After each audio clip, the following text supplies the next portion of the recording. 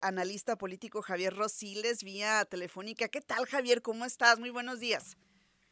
¿Qué tal, mira, cómo estás? Aquí con el gusto, o más bien debería decir con mucha alegría, ¿no? Para estar con esta idea de conversar contigo y tu amable auditorio. Sí, y ¿sabes qué nos da mucha alegría también, Javier? El tema que desarrollas en tu columna de opinión, oposición metropolitana. Me parece interesante las apreciaciones que haces. Ahí tú señalas que la oposición no puede emprender una guerra frontal contra Morena en el 2024, sino que tiene que pensar en batallas electorales ganables. A ver, platícanos. Sí, mira, muchas gracias por la invitación. Pues mira, el asunto es que lo que yo encontré es un fenómeno muy interesante, Ajá. que es, hay una fuerza innegable de Morena, ¿no? Del partido del presidente que es incuestionable y le ha dado muchos triunfos pues en varias gubernaturas, en fin. Pero cuando uno revisa las grandes ciudades, la zona metropolitana, se encuentra con un país, digamos, dividido prácticamente a la mitad, ¿no? Es un fenómeno muy interesante. Destacaría en principio, por ejemplo, pues hay ciudades como Morelia, Puebla y Hermosillo, ahí en Sonora, Sí. donde ustedes estamos ahí, pues donde el ciudadano no le ha dado el voto completamente a Morena. O sea, es un fenómeno bastante interesante. Lo que yo digo, Miri, es que en el 24 pues es notorio que Morena tiene mucha posibilidad de ganar la presidencia, pero que lo que hay que observar es lo que pasa, digamos, en el nivel más local, ¿no? Y lo que yo encuentro ahí, como te digo, pues mira, el país se divide en 74 zonas metropolitanas, incluye 417 municipios, es decir, aquellos municipios donde se concentra la mayor cantidad de población, más del 60%, es decir, en términos poblacionales y económicos, pues son los municipios más importantes, ¿no?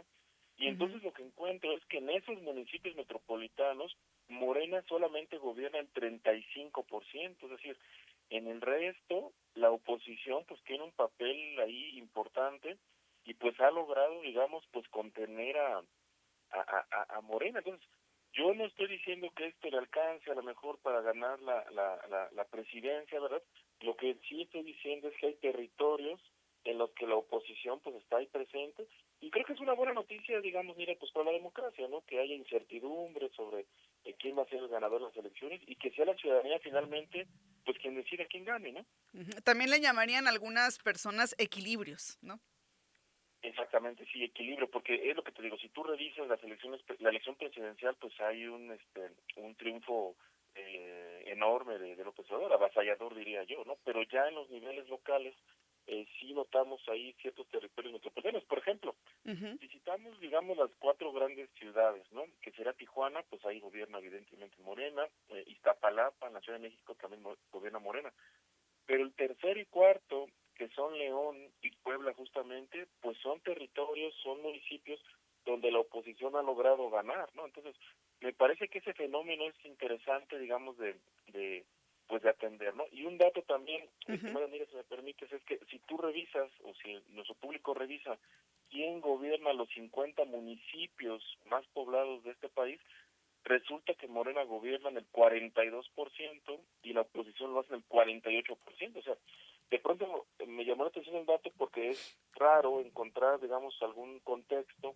en el que la oposición le gane a Morena, pero bueno, entonces esto me hace ver que pues la oposición tiene rostro, digamos, metropolitano, ¿no? Entonces que en las grandes ciudades es donde ha habido esta resistencia, por decirlo así, al fenómeno de Morena. Entonces, bueno, pues esto nos lleva, me parece a mí, pues a un escenario muy complejo, ¿no? En el 2024, donde habrá que atender no solamente la elección presidencial, sino también ver lo que pasa, estimada Mira, pues en los demás niveles, porque hay que tomar en cuenta que en 31 estados se elegirán diputados locales, ¿no? Entonces, Ujú. una elección bastante compleja y siempre decimos lo mismo, ¿no? Pero ahora otra vez la elección más grande de la historia por el número de cargos que están en disputa, ¿no? Ujú. Y además está interesante porque la gente diversifica su voto, ¿no? Y mencionabas ahorita el caso de Hermosillo.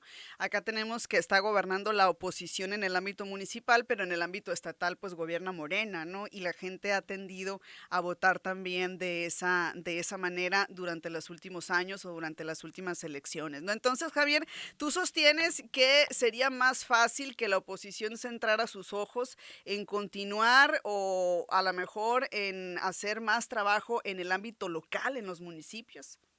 Así es, así es. Yo creo, evidentemente, pues yo soy analista, no tengo ningún partido de preferencia cuando analizo, y me parece muy complicado enfrentar frontalmente, valga la redundancia, a Morena, ¿no? Sino que tienen que elegir como batallas, digamos, muy específicas, donde efectivamente la oposición sí puede ganar, y esas batallas tienen que ser en territorios, me parece a mí, municipales y metropolitanos. Me parece que ahí está una de las claves para que la oposición pues se siga sosteniendo y tengamos estos equilibrios que me parecen a mí sanos, ¿no? La ciudadanía finalmente es la que decide, si decide votar todo por Morena pues está en su derecho, pero pues bueno, me parece que siempre los equilibrios, la pluralidad y la fragmentación política pues también a veces ayudan un poco, ¿no? A que haya diferencias de opiniones, y que pues finalmente toda la ciudadanía se sienta incluida, ¿no? ¿Cuáles son las sorpresas que pudiera haber desde tu punto de vista en 2024, Javier?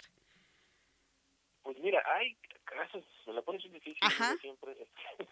Mira, yo diría que hay que observar las gubernaturas, Miriam, porque por ejemplo están en juego 8 gubernaturas y está en juego la Ciudad de México, ¿no?